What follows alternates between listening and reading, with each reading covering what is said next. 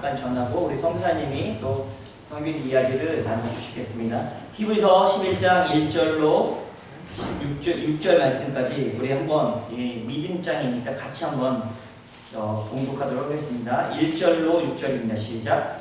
믿음은 바라는 것들의 실상이요 보이지 않는 것들의 증거니 선진들이 이로써 증거를 얻으니라. 믿음으로 모든 세계가 하나님의 말씀으로 지어진 줄을 우리가 아나니 보이는 것은 나타나는 것으로 말미암아 된 것이 아니라 믿음으로 아벨은 가인보다 더 나은 제사를 하나님께 드림으로 의로운 자라 하시는 증거를 얻었으니 하나님이 그 예물에 대하여 증언하심이라. 그가 죽었으나 그 믿음으로 지금도 말하느니라. 믿음으로 에녹은 주를 보지 않고 옮겨졌으니 하나님이 그를 옮기심으로 다시 보이지 아니하느니라. 그는 옮겨지기 전에 하나님을 기쁘시게 하는 자라 하는 증거를 받았느니라. 믿음이 없이는 하나님을 기쁘시게 못하는 하나님 하나님께 나아가는 자는 반드시 그가 계시는가 또한 그가 자기를 찾는 자들에게 상 주시는 이심을 믿어야 하십니다. 잠시 기도합니다. 하나님 너무 소중하고 아름다운 하나님 말씀을 나눕니다. 하나님께서 역사하시고 성령님이 깨닫게 하시고 들려지고 알아지게 하시옵소서. 예수님의 이름으로 기도합니다. 같이 합시다. 치유와 회복되어 세계를 품자. 치유와 회복되어 세계를 품자. 오늘 말씀의 제목도 한번 따라할까? 믿음으로 살아가는 사람들. 믿음으로 살아가는 사람들. 옆 사람을 축복합시다. 믿음으로 살아가시길 바랍니다. 믿음으로 살아가시길 바랍니다. 늘 선교사님들을 만나고 선교지를 방문하면 뜨거운 마음이 생기고 또 감동이 되어지고 또 한편으로는 너무 존경스러운 마음이 듭니다. 그리고 또 한쪽의 마음은 부러운 마음도 듭니다. 주님의 명령에 순종하여 말씀대로 복음대로 살아가는 그런 선교사님들의 삶을 보면 참 부르심에 대한 도전이 너무 많이 됩니다. 오늘 특별히 단자니아의 홍향님 선교사님께서 이 말씀 후에 선교에 대한 도전 이야기들을 나눠주실 텐데 그 사람들을 볼 때 이제 원래는 이제 설교까지 다 부탁드렸는데 설교는 목사님 해주세요 해갖고 그 얘기를 들으니까 잠깐 어떤 본문을 설교 준비하지 않고 마음 놓고 있다가 설교를 해야 되는구나. 그래서 이제 말씀을 이렇게 어떤 말씀을 전할까 했는데 이 말씀이 딱 생각났어요. 누구누구는 이렇게 믿음으로 살았고 누구누구는 이렇게 믿음으로 살았고 누구누구는 이렇게 믿음으로 살았는데 선교사님들의 삶이 그렇지 않습니까? 복음을 들고 그냥 아무것도 다 내려놓고 정도 내려놓고 안락함도 내려놓고 평안함도 내려놓고 선교지에 갔다는 것이 단지 예수님의 말씀에 명령에 순종하여 믿음대로 살아가는 그 모습을 보면서 그 선교사님을 축복하고 싶고 또 우리가 살아가는 게 우리의 가치와 우리의 세상적인 지식으로 살아가는 것이 아니라 믿음으로 살아갔으면 좋겠다. 우리 세계를 품은 교회가 믿음으로 승리했으면 좋겠다. 그런 마음이 생겼습니다. 저와 여러분이 말씀을 통해서 믿음으로 살아가는 사람들 되길 예수님의 이름으로 축복합니다. 짤막짤막하게 한 줄로 요약되어 있어요. 4절에도 보면 믿음으로 아벨은 가인보다 더 나은 제사를 드렸다. 5절에 보면 믿음으로 에녹은 죽음을 보지 않고 옮겨졌다. 7절에 보면 믿음으로 노아는 보이지 않는 일에 경고하심을 받아 경외함으로 방주를 준비하여 그 집을 구원하였다. 8절에 보면 믿음으로 아브라함은 부르심을 받았는데 순종하여 장래 유업을 받았다. 11절에 믿음으로 살아는 잉태할 수 없는데 믿음으로 잉태할 수 있는 힘을 얻었다. 이 믿음으로 그들이 이렇게 살았다. 그래서 결과가 이렇게 됐다라는 짤막짤막한 한 줄이지만 너무 엄청난 그들의 인생을 한 줄로 요약한 말씀과 같더라고요. 여러분 어떻습니까? 하나님 보시기에 또 성경에서 말하는 이 사람들처럼 여러분 어떻게 여러분의 삶을 한 줄로 한 문장으로 정리할 수 있겠습니까? 이렇게 믿음으로 살았다라는 그 말들이 저와 여러분의 인생을 정리하는 그런 날이 오시길 예수님의 이름으로 축복합니다. 다시 한번 옆 사람을 축복합시다. 당신은 믿음을 따라 사시길 바랍니다. 당신은 믿음을 따라 사시길 바랍니다. 이게 믿음이 우리가 딱 볼 때는 이거는 보이지 않는 것 같고 어떻게 보면 이게 생각인 것 같고 관념인 것 같지만 오늘 이렇게 성경에서 말하는 믿음은 생각과 관념과 사상이 아니라 믿음은 행동이다. 믿음으로 이렇게 살았다라고 성경은 말해주고 있는 거예요. 우리 예수님을 믿는다는 것은 예수님 믿기 때문에 이렇게 살아간다라는 것을 의미하는 겁니다. 그래서 믿음으로 하나님 말씀을 주셨으면 해보는 거예요. 그걸 따라가 보는 거예요. 여러분 믿음으로 산다는 것이 바로 이런 거라는 겁니다. 오늘 첫 번째는 1절에 보면 한번 따라합시다. 믿음은 바라는 것들의 실상이요 보이지 않는 것들의 증거니. 믿음은 보이지 않는 것들을 따라 살아가는 것이 그것을 통해서 증거를 얻는 것이 믿음이라고 말해주고 있어요. 보이지 않아요. 하나님의 약속은 잘 보이지 않아요. 글에만 있고 성경의 문자적으로만 있고 어떤 때는 우리 기도하는 건데 주신 하나님의 약속들 보이지 않아요. 뭐가 결과가 딱 보이고 이렇게 하면 이렇게 될 거라는 게 없어요. 그냥 믿고 따라가는 거예요. 근데 그걸 통해서 보이지 않는 것들이 실제가 된다는 거예요. 실상이 된다는 거예요. 현실로 다가온다는 거예요. 여러분은 어떤 믿음이 있습니까? 그 위대하신 하나님을 신뢰하고 믿고 있습니까? 그것이 실제가 되길, 증거가 되길 예수님의 이름으로 축복합니다. 증거가 되는 삶을 살아야 되지 않겠습니까? 선교사님들은 그렇게 시작하죠. 광야에서 이제 특별히 아프리카에 계신 선교사님들 아무것도 없습니다. 근데 하나님이 주신 환상을 보죠. 그곳에 교회가 세워지고 가시나무 밑에서 예배드렸던 그 아이들의 학교가 세워지고 교회가 세워지는 그것을 봅니다. 그 믿음으로 따라가는 거죠. 그랬더니 실상으로 그곳에 교회가 세워지고 성도들이 모여지는 그 증거가 나타나고 있다는 것을 보게 된다는 겁니다. 두 번째는 2절에 보면 2절 말씀을 다시 한번 읽을까요? 시작. 그들이 이로써 증거를 얻었느니라. 3절 주제 시작. 믿음으로 모든 세계가 하나님의 말씀으로 지어진 줄 우리가 아나니 보이는 것은 나타난 것으로 말미암아 된 것이 아니라. 그러니까 또 믿음 뭐냐면 하나님의 말씀으로 세상이 움직이는 것을 아는 것이 믿음이라는 거예요. 그럼 하나님이 이 땅을 창조하신 걸 믿으십니까? 옆 사람은 하나님 창조하신 사람인 걸 믿으세요? 그러면 칭찬해. 우리 옆 사람은 옆 사람 칭찬하는 건 하나님의 작품을 칭찬하는 겁니다. 옆 사람 참 아름다우시군요. 참 멋지시군요. 한번 칭찬해 주세요. 참 아름다우시군요. 이거는 옆 사람을 칭찬하는 거이기도 하지만 하나님이 창조하신 하나님의 작품을 창조하는 겁니다. 결국 하나님을 칭찬하는 겁니다. 이것이 바로 하나님을 찬양하는 거 아닙니까? 그래서 믿음은 하나님의 말씀이 세상으로 움직인다는 것을 인정하는 거예요. 창조된 그것들이 하나님의 말씀을 움직이기 때문에 하나님 우리가 주신 것에 순종하며 살아가는 거예요. 이게 이 나라에 살아가는 건 쉽지 않습니다. 외국인으로 살아가는 건 쉽지 않아요. 어떻게 보면 외국인 노동자로 살아가잖아요. 그런데 믿음이 없었다면 하나님이 이 세상을 움직이고 있다는 걸 인정하지 않으면 우리는 쓰러지고 넘어지고 낙심하고 낭망할 수밖에 없다는 겁니다. 그럼에도 불구하고 우리는 믿음으로 살아가서 하나님의 말씀으로 이것이 움직이고 있음을 인정하는 삶이 되시길 예수님의 이름으로 축복합니다. 선교라는 것이 믿음이 없이는 한 발자국도 움직일 수 없는 것을 보게 됩니다. 복음만 붙잡고 살아가야 돼요. 보이지 않아요. 여러분 복음이 내 안에 있고 내 안에 살아있지만 이거를 꺼내서 보여줄 수는 없잖아요. 그런데 이게 그대로 살아가다 보면 복음을 세상에 보여주고 그곳의 열매들이 맺혀지는 것을 보고 실제적인 상황으로 일어나는 것을 보게 된다는 겁니다. 우리 슬픔교회가 우리가 이름이 멋지지 않습니까? 세계를 품은 교회. 우리는 어떻게 이 작은 교회가 이 밴쿠버 이 서리 링의 이 조그만 동네에서 세계를 품을 수 있습니까?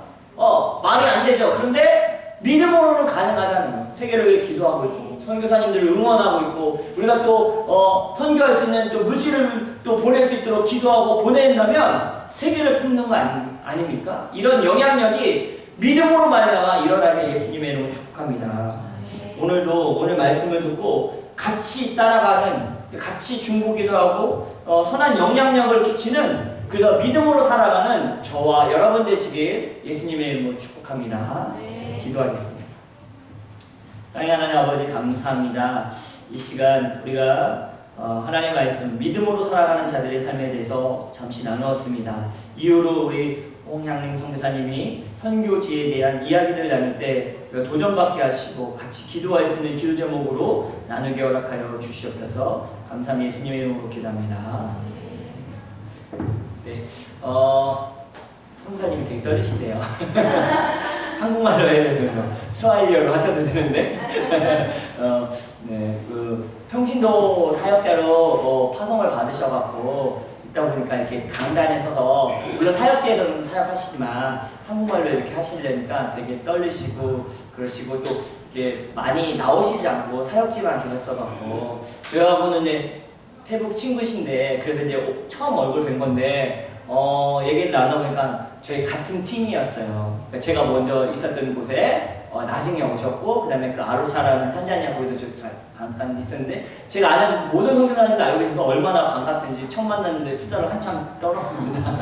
나오실 때 환영의 박수 해주셨으면 좋겠습니다.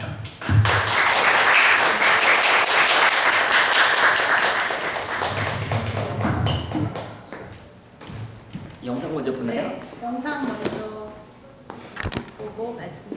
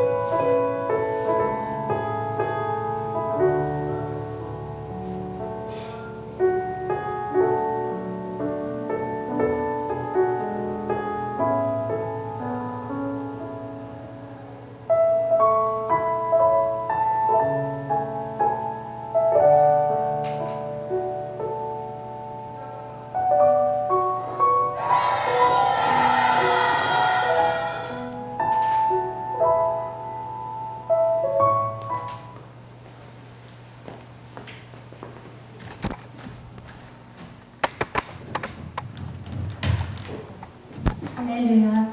네. 이렇게 소중하고 존귀하신 분들을 만나뵙게 되어서 정말 하나님께 영광드리고 감사드립니다. 네. 오늘 영상을 보는데 막 주마등처럼 지금 같이 있는 사람들이니까 생각나면서 뭔가 마음에 잠깐 떨어져 있었는데도 약간 그리움 같은 게 사실은 저게 제가 2018년도에 안식년 때 나가면서 친구가 만들어준 영상이라서 오래된 영상이거든요. 맨 마지막에 나무 그늘 앞에서 사랑합니다 한 곳이 저희가 처음 세운 교회예요. 2016년에 처음 나무 아래에서 예배드리기 시작했던 교회거든요.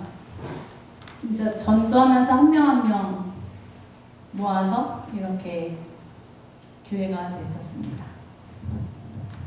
저는 여기 지도가 참 이렇게 첫 번째로 들어오더라고요. 아프리카가 중심에 딱 있는 게 보면서 감사했고 또 세계를 품은 교회. 제가 하나님 예수님을 진짜로 이렇게 만나게 된 작은 지하 교회의 표어가 세계를 품은 그리스도인이었어요.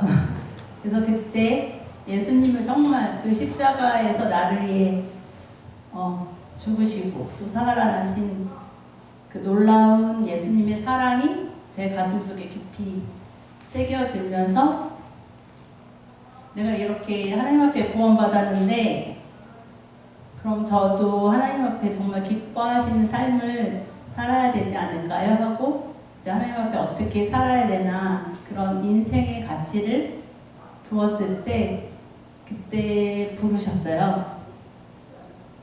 전혀 생각지도 못한 그런 비전인데 아프리카 어린이 선교사로서 부르셔가지고 20살 때 그때부터 이제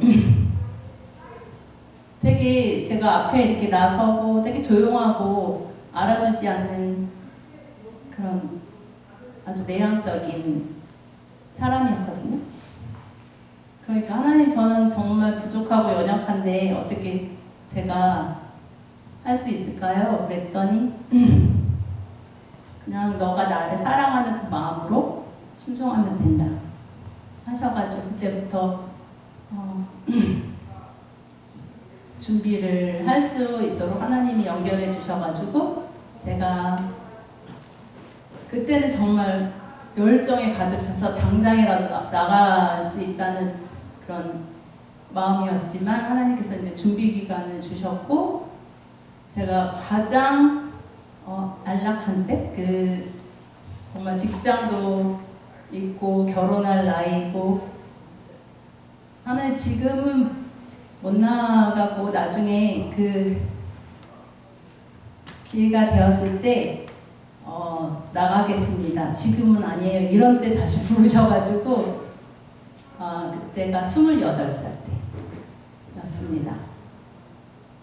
그래서 한 번, 두 번, 세 번 거절하다가 하나님이 여러 모양으로 이렇게 연결을 해주셔가지고 처음 밟은 땅이 탄자니아였어요. 그래서 이제 교육 선교사로서 선임 선교사님이 이루어가고 있는 그곳에 이제 유치원을 세우고 이제 돕는 협력사역으로 3년 동안 선교회랑 계약이 되어서 이렇게 가서 정말 열심히 하나님 앞에 서 있었지만 또 그곳에서 고난이 있겠죠. 이제 가자마자 얼마 안 돼서 이제 말라리아에 걸리게 된 거예요. 죽을 만큼 쓰러져가지고 실려가게 되는 그런 일이 있었는데 이제 너무 아픈데 막 새벽에 딱 아파서 깨어났는데 막 다리에서부터 발가락부터 시커멓게 막 다리가 변해 오면서 걷지를 못하고 이렇게 이제 기어가서 이제 성교사님, 사모님 하면서 그랬더니 사모님 오셔가지고 너무 놀래가지고 그 수지침으로 발가락을 이렇게 찔렀는데 뭐 사방에 피가 튀기고 막 그랬어요. 그리고서는 이제 병원에 갔는데 이거는 여기서는 안 될 것 같다고 한국에 나가보라고. 근데 정말 놀란 거예요. 제가 그렇게 하나님 의지하고 하나님이 보내신 땅에 왔는데 왜 저에게 이런 고난을 주시나 그런 경험도 했고, 그리고 이제 그 계약 기간이 딱 끝나서 단기 선교 기간이 끝나서 한국 돌아가서 이제 하나님 앞에 다시 섰을 때 그때 이제 몸 회복하는 기간만 해도 2년이 걸렸어요. 몸이 다 상해가지고. 그리고 이제 다시 하나님 앞에 섰을 때 가고 싶습니다 했더니 또 이제 준비 기간을 주시고 나갈 수 있도록 장기 선교사로 나갈 수 있도록 해서 2007년도에 제가 아루샤로 가게 됐습니다. 왜냐하면 다르살람에서 그렇게 말라리아에 많이 걸렸거든요. 그쪽은 아주 덥고 습한 그런 지역인데 선임 선교사님들께서는 이제 저 북쪽에 시원한 지역으로 가면은 괜찮을 것 같다고 해서 이제 그 조언을 듣고 그쪽으로 가게 됐거든요. 근데 제가 가고 싶다고 가는 건 아니잖아요. 그래서 그런데 이제 선교훈련 받다가 만난 분 통해서 또 이제 그 아루샤에 계신 선교사님한테 메일 보내고 해가지고 잘 이렇게 연결이 돼서 그렇게 이제 아루샤로 가서 또 거기서도 어린이 교육 선교를 했습니다. 그때는 정말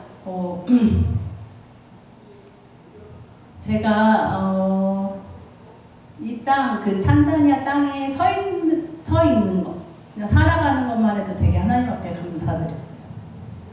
그리고서는 정말 기쁘게 그 싱글 선교사로서의 삶을 살아갈 수 있었는데 놀랍게도 하나님께서는 짝꿍을 그곳에 마련해 주셨습니다. 2014년도에 제가 결혼을 했거든요. 40이 넘어서. 그때 제가 결혼할 때 탄자니아 나갈 때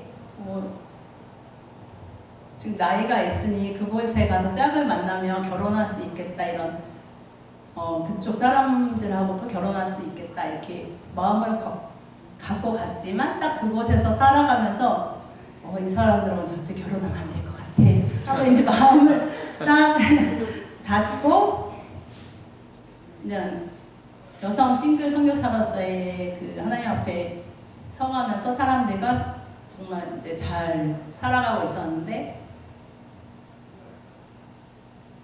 어떤 날 이제 그곳에 있는 목사님하고 만나게 되어서 이제 결혼하게 되었습니다. 그래서 네, 축하받을 일이죠, 진짜. 왜냐면 제가 혼자서는 이제 어린이들과 유치원에서 뭐 주일학교에서 이렇게 아이들하고만 지낼 수 있는 그런 선교사의 삶이었지만 현지 목사님을 만나면서 이제 뭐 현지 사람과 만나면서 결혼해서 서로 알아가고 하면서 많은 일들이 일어나겠죠. 뭐 같은 민족 사람하고 결혼해도 서로 다른 부분들이 있으니까 어려움이 있겠지만 또 이제 그 서로 알아가는 시간 가운데서도 하나님은 정말 지경을 많이 넓혀주신 거예요. 신랑이 외국 선교사랑 결혼했으니까 나는 이제 문제 없어 하면서 우리 바운더리라고 하나 그런 자기 것만 위해서 사는 사람이 아니었고 저보다 되게 복음에 대한 열정이 강한 사람이라서 막 시골로 다니면서 교회를 개척하기 시작하는 거예요.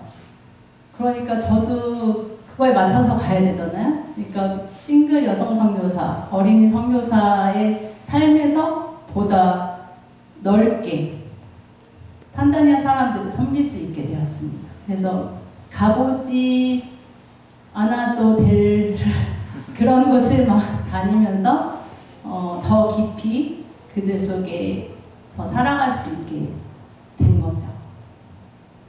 그래서 하나님 또 그에 부어주신 은혜가 크니까 가는 곳마다 교회를 세워주시고 뭐 그 세우면서도 많은 어려움이 있죠. 왜냐하면 복음을 전할 때 여러 사단의 해방과 방해와 어려움이 있잖아요.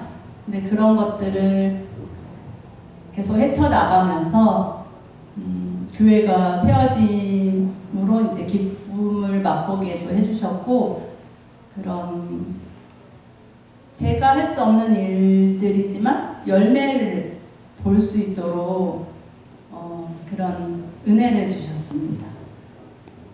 그래서 지금은 현재 저희가 신랑이 같이 개척한 교회들이 수를 말하는 건 좀 뭐 자랑 같기도 하지만은 한 148개 정도를 개척할 수 있었고, 또 하나님이 신랑을 계속 세워주셔가지고 이제 그 지역을 담당하는 비숍이 될 수 있었고, 또 작년에는 총회장이 될 수 있는 그런 은혜를 주셨지만 정말 어려운 길이더라고요. 지도자로서 여러 공격들이 많고 시기 질투가 있고, 또 우리가 감당할 수 있는 힘이 되게 연약하고, 제가 이제 평신도 선교사하고 청년대 나왔기 때문에 이렇게 아는 곳이 많진 않잖아요. 한 교회에서 신앙생활했고, 그럼에도 불구하고 하나님이 여러 모양으로 사람들을 연결해 주시고 저희가 발을 내딛고 열심히 하는 것만큼 채워주시더라고요. 그래서 이렇게 아까도 보면은 교회도 건축할 수 있었고, 우물도 이제 그쪽에 필요한 게 물하고 교육 그리고 건물 이런 건데 주셨습니다. 그런데 저희는 막 한국에서 많이 받아서 막 구제하고 막 그러면 사람들이 진짜 다른 선교사님들 보면은 진짜 사람들이 많이 모여요. 근데 저희는 그런 쪽을 좀 지향하면서 함께 할 수 있는 사람들이 신앙으로 자라고 함께 뭐 돌이라도 나르고 모래라도 퍼오고 뭐 물이라도 길어올 수 있는 그런 상황이 되었을 때 하나님이 연결해 주시니까 감사하게 또 건축할 수 있게 되었고, 하지만 저희를 위한 그런 계속 시골로만 다니면서 개척했기 때문에 저희를 보고 다른 분들이 아니 맨날 그렇게 다니기만 하면 어떡하겠냐. 보통 선교지에는 선교사들이 딱 선교지에 가면 센터를 세우고 그곳에서 이렇게 사역을 많이 하시잖아요. 그런 거를 빨리 저희한테는 주시지 않으시고 계속 다니기만 하게 하셨는데, 다니면서 보니까 이제 하나님이